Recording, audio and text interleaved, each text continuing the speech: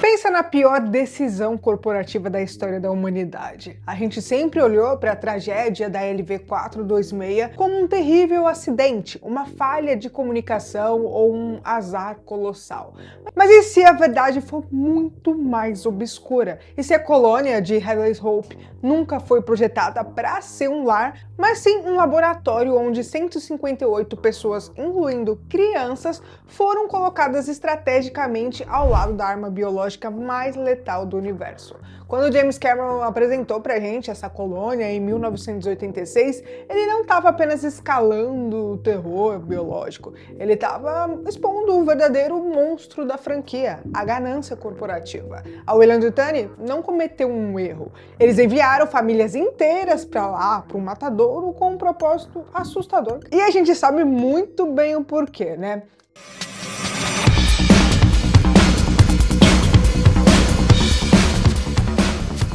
E aí galera, eu sou a Tayla Moitinho e hoje a gente vai desenterrar os segredos mais sujos da Weyland-Yutani, a gente vai dissecar a verdadeira história da colônia que se condenou, querendo ou não, os bastidores geniais que criaram todo esse pesadelo visual e como a história expandida dos quadrinhos torna tudo isso ainda mais perturbador. Mas antes de começar, você já sabe, já deixa aquele like, se inscreve aqui no canal e também ativa o sininho das notificações para você ficar por dentro de tudo que eu for lançando aqui.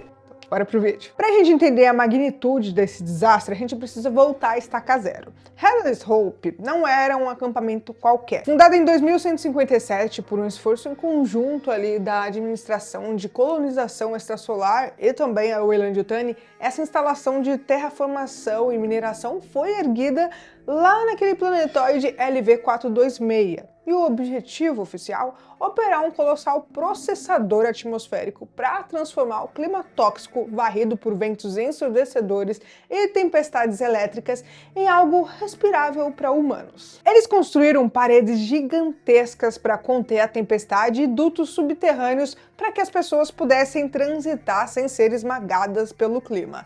Mas a vida lá era miserável, uma dieta pobre, um ambiente depressivo e o peso constante de viver em uma prisão de metal. Ainda assim, 158 almas tentavam criar uma civilização ali. A gente teve até o primeiro nascimento naquele planetoide, a pequena Rebecca Jordan, que logo a gente conhece pelo apelido de Newt. Aqui começa o problema. A Ellen Ripley, após sobreviver ao massacre da Nostromo, passou 57 anos no hipersono. Quando ela foi resgatada, ela cometeu um erro trágico. Ela contou tudo para Weyland-Yutani. Ela deu as coordenadas exatas da nave e alertou sobre o perigo mortal dos xenomorfos. O que o representante da empresa, o Carter Burke, fez? Ele repassou as coordenadas para o administrador da colônia, mas ele ocultou a parte do risco. O Burke ordenou que os pais da Newt, Ross e a Annie Jordan investigassem o local. Ele sabia o que tinha lá. Ele queria o bioarmamento e para conseguir isso, ele usou a família como isca. Mais tarde no filme, fica provado que o Burke fez tudo extraoficialmente. Ele queria trazer os espécimes do xenomorfo para a divisão de armas biológicas da Weyland-Yutani. Ao não relatar as descobertas aos canais oficiais, ele pretendia garantir os direitos exclusivos e uma fortuna pessoal, sacrificando toda a colônia no processo. Ele achou que pudesse fazer um bicho daqueles passar pela alfândega? Caso um de nós estivesse impregnado, ou que nome tiver, e depois congelado para poder viajar. Ninguém saberia sobre os embriões que estivéssemos portando. Eu e Newt. Espera aí, todos nós saberíamos. E o único modo dele fazer seria sabotando alguns freezers no caminho de volta. Antes da gente mergulhar no banho de sangue, a gente precisa falar como esse inferno foi trazido à vida.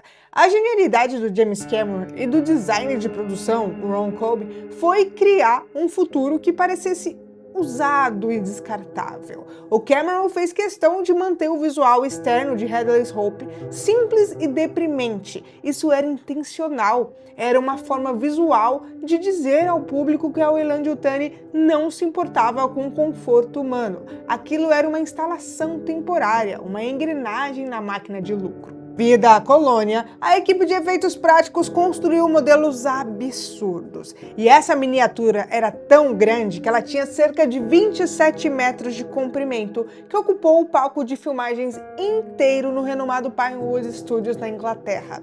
E eles também fizeram modelos menores e recortes também foram usados para forçar a perspectiva nas filmagens para a gente assistir depois. E sabe aquela cena caótica e aterrorizante do ataque no centro de operações? Para tornar a destruição visceral, a equipe de produção conseguiu dezenas de computadores antigos doados pela British Airways e eles removeram as peças de ouro de dentro, encheram a carcaça de explosivos e literalmente explodiram tudo no set. É por isso que o caos parece tão real. Eles estavam realmente destruindo tecnologia de ponta da época. Ah, e uma curiosidade extra aqui para vocês, a British Airways também vendeu um antigo trator de reboque de aviões que foi modificado e transformado no famoso veículo blindado dos fuzileiros.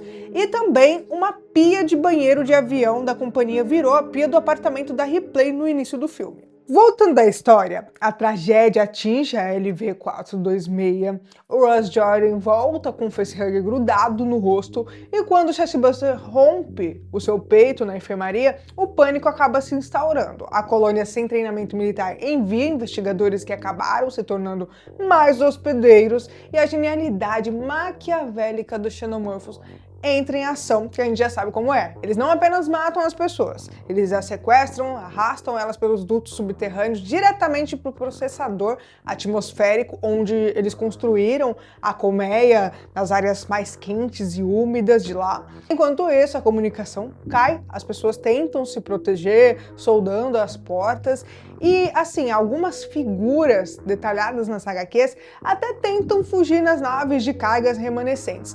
Mas, um a um, o inferno consumiu 157 pessoas. Apenas a Newt, escondida nos dutos de ventilação, acabou testemunhando todo o fim do mundo que ela conheceu. E é aqui que a história fica insana e densa, justificando o porquê a LV-426 é o epicentro da história da franquia.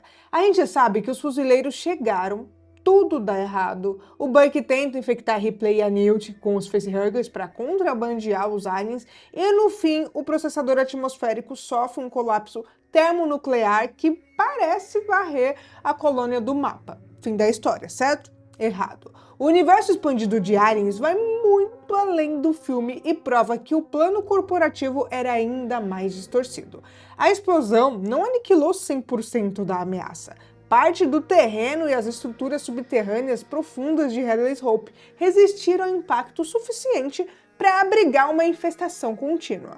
A corporação Weyland-Yutani, obcecada em não perder o seu investimento, tomou o controle da órbita com mercenários. Em resposta ao desaparecimento do esquadrão original, os militares e os fuzileiros navais enviaram uma nova nave, a USS Sephora, para investigar. Após um combate direto contra as forças da corporação no espaço, a Sephora foi destruída. Os seus destroços caíram sobre as ruínas de Hadley's Hope, piorando ainda mais o caos e a batalha no solo da LV-426.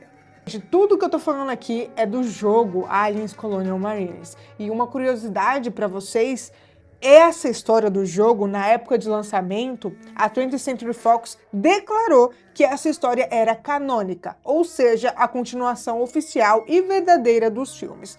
Mas isso acabou gerando muita revolta entre os fãs da franquia por conta de um grande furo de roteiro. No final do filme Aliens, o reator atmosférico explode com a força de uma bomba termonuclear, o que deveria ter vaporizado completamente a colônia de Hadley's Hope. O fato da colônia ainda ter ruínas no jogo, para a nave cair em cima, é considerado por muitos uma falha na continuidade da história. A verdadeira face da Weyland-Yutani se revela na forma como eles lidaram com a opinião pública. Eles sabiam que quem quer que fosse enviado para lá morreria ou descobriria a verdade sobre o programa de armas biológicas. A solução? Uma campanha de desinformação colossal. Eles culparam publicamente a União dos Povos Progressistas, uma facção política rival do universo Alien, alegando que forças de operações espaciais inimigas destruíram a colônia. A teoria mais profunda aqui é o nível de premeditação. A Weyland-Yutani negava estar desenvolvendo armas biológicas, mas secretamente programou sintéticos para retornar às ruínas e capturar os espécimes sobreviventes. Foi necessário até um envio de outra nave para pegar de vez os xenomorfos restantes e os sintéticos corrompidos com armamentos nucleares. Hadley's Hope não foi uma colônia que falhou, foi um gigantesco, cruel e frio incubatório onde a humanidade serviu apenas de adubo para a evolução de um monstro perfeito. No fim das contas, a destruição de Hadley's Hope é o retrato definitivo de um futuro sem esperança. Os xenomorfos são aterrorizantes? Sim. Eles são máquinas de matar guiadas por instinto puro? São. Mas a Weyland-Yutani, eles são guiados pela matemática, pelo lucro e pela total ausência de empatia humana. E seria bem estranho se não fosse assim, né? Eles construíram uma prisão atmosférica, trancaram famílias lá dentro e abriram a jaula do predador mais perigoso para eles. E mesmo após o fracasso e a explosão nuclear, a obsessão deles por controle e evolução continuou custando incontáveis vidas em outras colônias pelo universo. E é o que eu falei. Seria estranho se a Weyland-Yutani não fosse assim, porque desde o início a gente já sabe que tudo é ao redor de lucro e tá em primeiro lugar, nas pesquisas, no que for. E se você curtiu esse vídeo sobre Hadley's Hope, não esquece de deixar aquele like, se inscrever aqui no canal e também ativar o sininho das notificações para você ficar por dentro de tudo que eu for lançando aqui. Ah, e outra coisa, considera virar membro, porque assim você recebe todos os vídeos que eu for lançando com antecedência. Você vai receber antes de todo mundo aqui no canal. Então já aproveita, vira membro.